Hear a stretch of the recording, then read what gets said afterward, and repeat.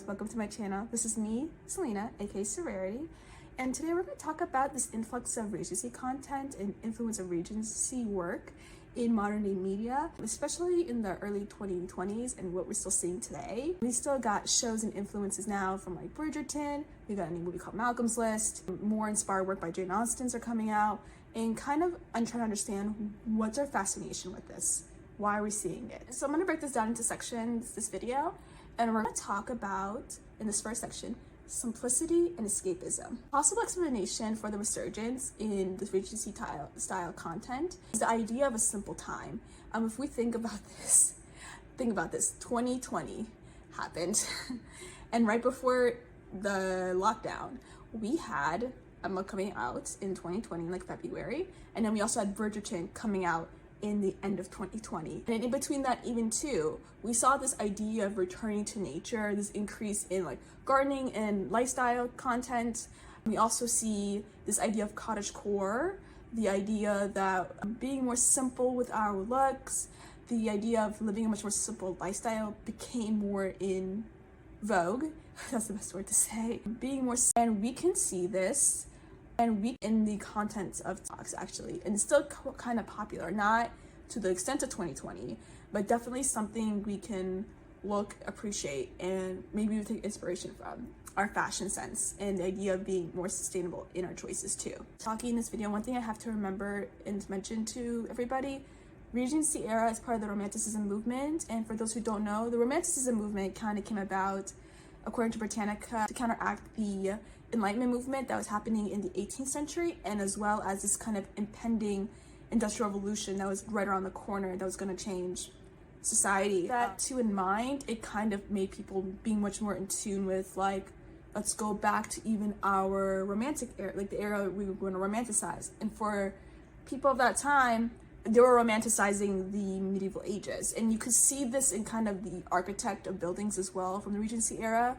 as well as kind of the art. If you look at the art of some of the Regency era as well as the Romanticism movement overall, you could definitely see the influence of medieval art in the work without a doubt. And then also through my observation as well with Romanticism movement and the Regency era as well. Regency era was almost absolved of its problems. Like, people forget a lot of what's the problem of Regency era. They kind of focus on everything else today besides the issues, and I definitely think that has to do with them romanticizing the past the way we're romanticizing them, and who knows, maybe in the future someone will romanticize us as we romanticize them. Through my research, the Regency era actually had mass poverty issue, population growth, with many people living in slums, including places like London, unemployment, and also faced something called the year without summer, along with imperialism and colonialism. And for those who are wondering what a year without summer means,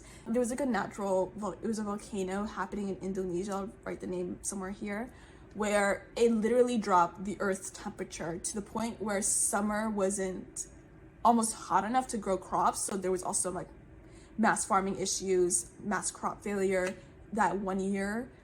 Through my understanding and research, which also led to hunger. I wonder, because of the issues that they were going through in the Regency era and the Romanticism era, especially Regency, that they were romanticizing the medieval ages the way we're kind of romanticizing them right now. So the idea of escapism and return to nature is something we're also doing, but with the Regency era.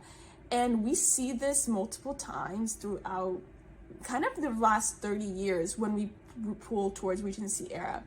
So for example, the 90s and the early 2000s, this kind of switch from between the millennium and the century, the idea of uncertainty led to things like Jane Austen's work coming through. We see this with Pride and Prejudice, Sensibility, all this other work I could list, Clueless as well, that we were gravitating toward that content. And we kind of see this again in the late 2000s, early 2010s, this attempt to go through another Regency type of content explosion. And I would say for that probably was due to economic uncertainty of the late 2000s and the early 2010s that content was created. So this is kind of another cycle right now we're facing of uncertainty and people gravitating towards Regency era content. Also, another reason why we're now seeing in the 2020s this influx of Regency content and this uncertainty, it's also uncertainty, not because of the panini, but also because of realizing the system we live in right now is no longer functional. It's at its core not serving the individual. It's not serving a worker. It's not serving people's lifestyle needs. And so people are realizing that, and that's why we have things like the Great Resignation happening as well as other things going on, that people are financially like, not working with the system anymore, but I need to find something different.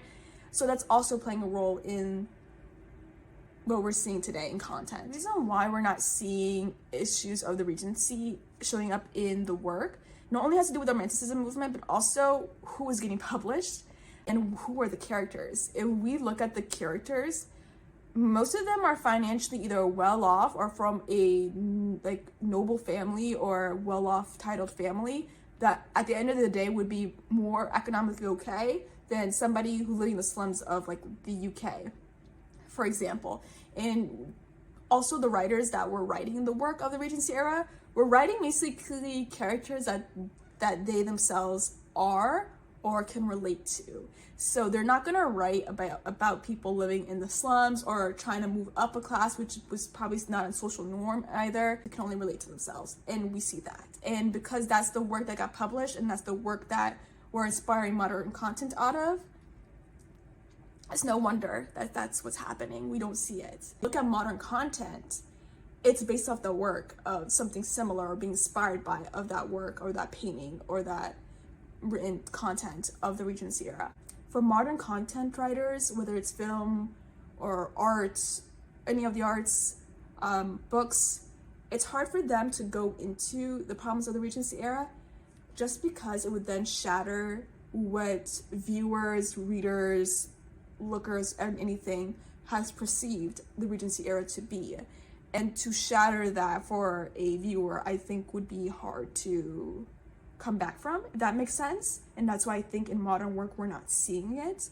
And because the writers of the Regency era is making content that was romanticized, and because of the economic stability that they have that made it, how do I say this, it pursued that character, allowed that character to do so many other things in that book that probably wouldn't be in the first train of thought of somebody who had other things to go on off of, if that makes sense. A good example of ignoring the history of Regency era's issue is actually Bridgerton.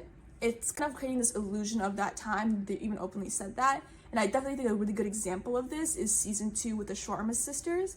They're being from India, but you don't understand the history of relation between Britain and India of that time, that context, or anything they may have faced living in India with the British. You don't get that in mind at all. You kind of get an illusion of that period. And I definitely think that's a good and modern example of like ignoring the Regency era. And which in hindsight, the problems of Regency era is also probably because it's similar to modern issues we're facing. If you base on the issues we just said, like potential food shortage we're facing now, or like price food increase that not a lot of people can afford it, inflation, this increased gap between the rich and the poor where more people are financially struggling, this enormous human population we're having and how to support that is also an issue. And as well as the social awakening of modern imperialism is also something we are going through right now. And I definitely think that's, in that lens, very similar to everything that happened in Regency era if you take a close look. And then we arrive to the second part of the video, reason why we may be into Regency work. And definitely the reason why I think the second part of this is going to be about romance, the female gaze, and feminism in somewhere in this order. The biggest contribution to this rise of Regency work in the last couple of years has to do with definitely with romance. In particular, courting versus modern dating. I wouldn't be surprised if women are flocking to Regency era because of the fact that there's much more of like this human interaction that is going on in Regency content and media and time than we do right now in dating. Which at that time for Regency era, there's much more of an intent, like I'm intending to look for somebody to marry and be hopefully in love with that person, versus modern dating where it is very much heavily based on internet dating and possibly hookup culture. And stick with me, and it's okay if you're into that. That's not the point of this video. I have some studies that I pulled out from Pew Research kind of exploring the idea of modern dating. And this is what they found. According to a Pew Research released a study in 2020, 47% of US adults reported it's harder to date today than it was 10 years ago, with online dating making up now 22% of modern day marriages. Observation of mine is that in modern dating, many US adults and teens are holding out on getting into a relationship, let alone marriage. And also, a Pew Research has shown that with the rise of online dating, females are twice as likely than males to be harassed online, which doesn't make it ideal for women to want to search online in this modern world for dating. And so seeing a time where like that didn't exist makes it way more appealing. It shows this idea of, wow, dating is harder now. Being in a relationship is kind of much more harder than it did in this content that seems such more seamless and effortless. Or if there was an effort, it was much more because both parties wanted to be in love with each other. And I definitely think that's a contributing factor. So the idea of courting and dating in like Regency era being translated into modern day era is something we see. NBC, now I guess USA Network, released a show called The Courtship, in which they dropped several male contestants into like a castle, all dressed in Regency clothing, to pursue one female lead of that season, who's also dressed in kind of Regency-inspired, Regency-style clothing. And this castle is kind of, at least in my mind, from my viewing it, it seems remote or like recluded from modern-day society. And all the dates that they go on is something that's inspired of the Regency period. It's kind of like a Regency bachelorette. Everything is like Regency. And I definitely think it's gotten popular online more than it did on television, and I definitely think that's a good example of like modern day dating wanting to be Regency style. Hey guys, it's me, Editing Me, and I wanted to come on here just because I found a clip from the Kelly Clarkson show in which Nicole Remy, the lead of The Courtship this first season, discusses her reason for going on the show and her experience in modern dating. And I think it touches all the point I'm making in this video so far about modern dating and modern women wanting much more of a Regency style dating experience. So what made you want to try this experiment? Were you just like, I'm over dating? No, I mean, yeah, as a software developer, I was on dating apps, right? Yeah. And I had no luck. I mean, I dated guys from dating apps. One of them I'll never forget. I show up and I did 3 laps around the bar because I couldn't find him. Catfished. But it's like, it's so hard to develop a meaningful connection when you're on a dating app and you're only looking at, you know, where they live, their height, you know, where they're from. Like, that doesn't tell you enough about a person. Especially when they lie. So what did you learn about men while doing this show? Because everybody was, you're like fencing and doing different things. So. Yeah, so we're playing all different kinds of games together. Cricket, we're fencing, we're going on boat rides. You know, guys are helping me on and off of a horse. It's so different from modern day dating, and we don't have technology. And I think what was so special was that I really felt like I was able to develop a deeper connection because we weren't, you know, on our phones the whole time. This video is going to be about the female gaze. I cannot sit and say the people of the 1810s went out and did, you know, made sure everything was in the female gaze. But if you ironically look at it in a more modern day lens, it kind of fits, in my mind, the bill of what female gaze is. Period time of the Regency era that is considered romantic and softer in palettes of colors, and also something that is kind of filling probably in the modern day more of a female gaze. Is no wonder that it's being produced as content now, whether it's the written work or inspired work, to then lead towards a female audience that would probably gravitate towards this work, or people who are interested in more romance is just kind of like an ideal candidate for that. Found a really great article in The Atlantic by Megan Garber called Colin Firth's Shirt, Jane Austen and the Rise of the Female Gaze.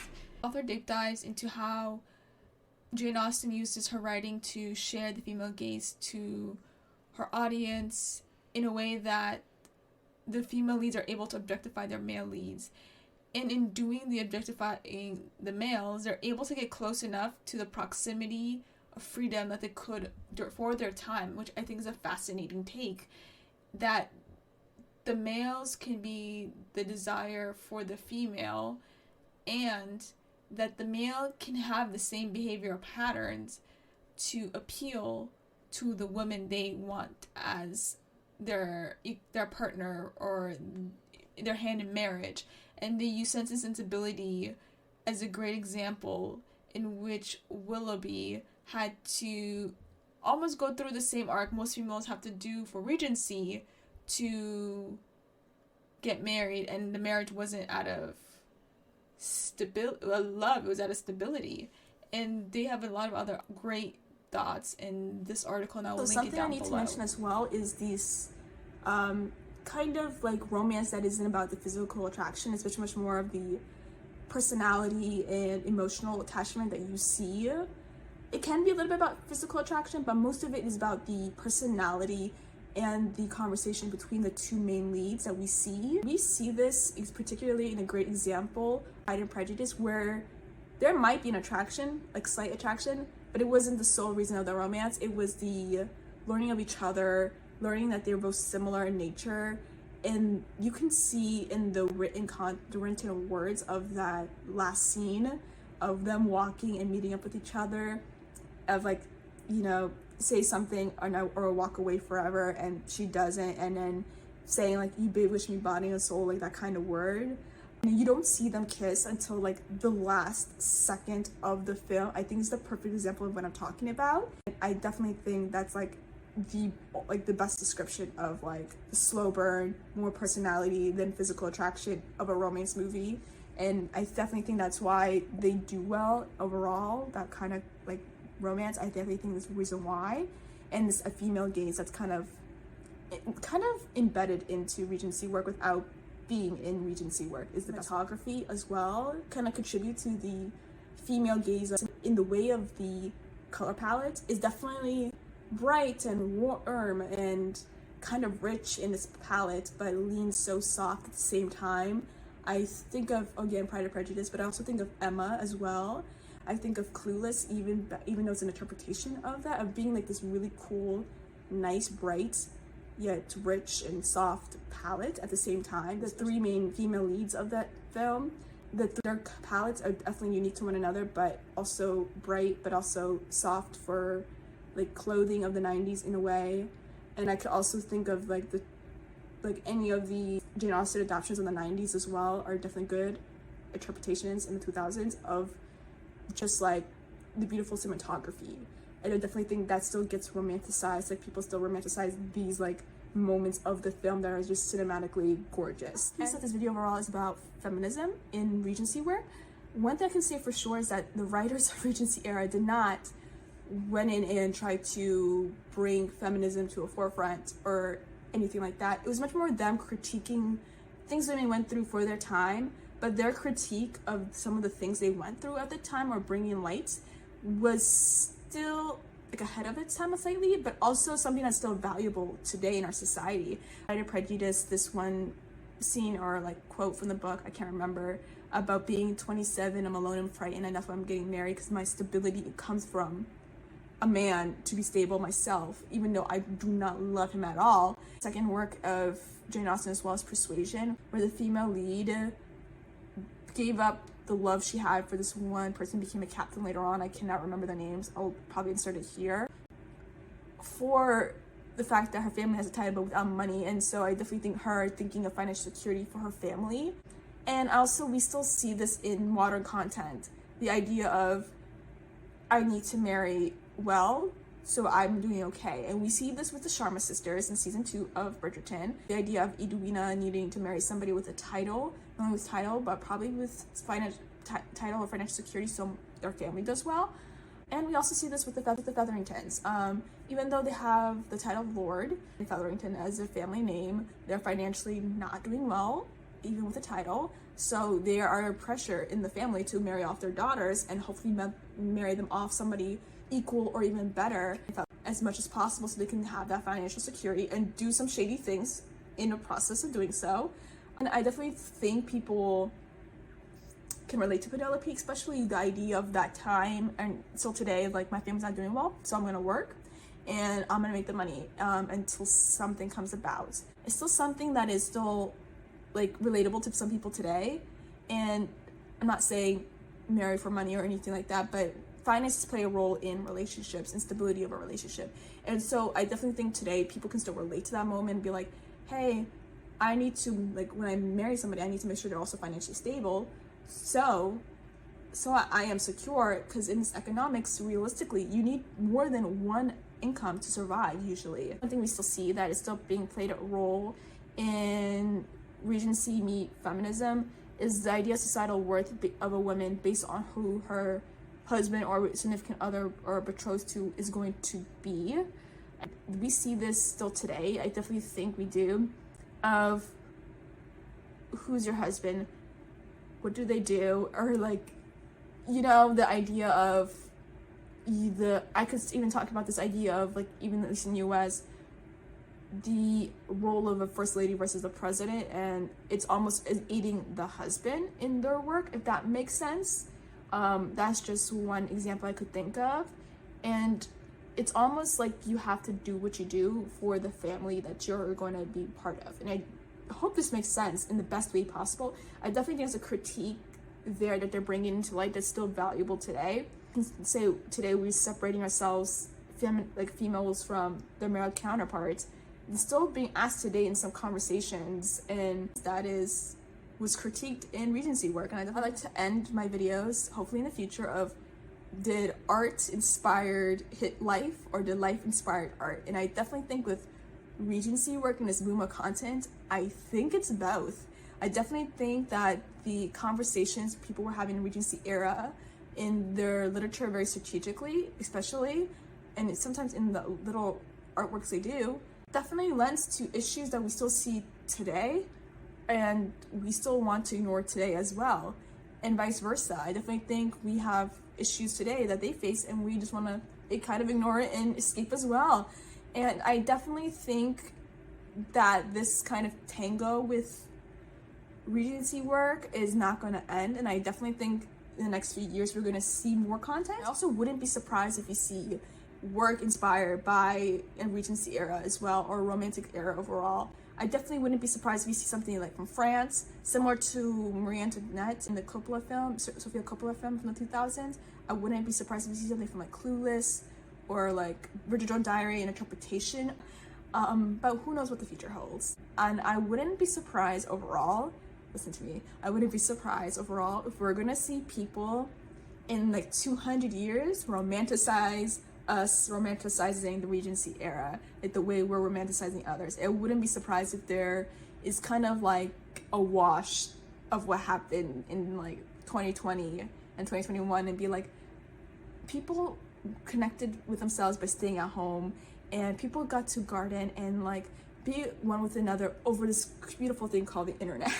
I wouldn't be surprised if somebody does this in like 200 years from now, do the same thing we're doing.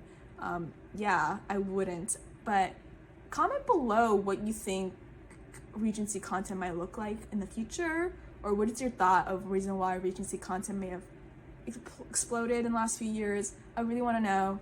Please let me know. And this will be the end of the video.